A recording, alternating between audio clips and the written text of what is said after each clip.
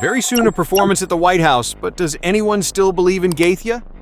The lightweight championship was on the line, and the contenders were extremely dangerous. Ilia Topuria and Charles Oliveira both had previously held the lightweight title, but unlike Oliveira, Topuria had once voluntarily vacated the belt to move up to a heavier weight class. To be precise, he vacated the featherweight title. And so, the fight everyone around the world had been waiting for finally took place. It instantly shot to the top of the trending lists across all platforms. So, this knockout quite literally took Charles Oliveira's soul. Just one failed exchange early in the fight, and it ended in a brutal, deafening knockout. Ironically, Georgian fighter Ilia Topuria had warned about this during the press conference, hinting that Charles shouldn't rely on his striking against a knockout artist of his level. But the Brazilian, as always, was confident in his stand-up and willingly engaged in risky exchanges. Topuria was waiting for exactly that. He didn't rush, didn't fall for feints, he was patiently biding his time. From the very start, it was clear that Ilia had the speed and accuracy advantage. Oliveira tried to apply pressure and use his experience, but every step he took was being read. His attempt to take the fight to the ground failed. Topuria not only defended the takedown with ease, but also quickly gained a favorable position. Topuria's defense was nearly flawless. This seemed like complete nonsense, because the only thing viewers were betting on in favor of Oliveira was his jiu-jitsu, with which, as expected, he could defeat Topuria. But a couple of seconds passed, and the entire world froze. There it is, Oliveira's victory in Ilia's first defeat, but he escaped too quickly for people to even just stand up. And then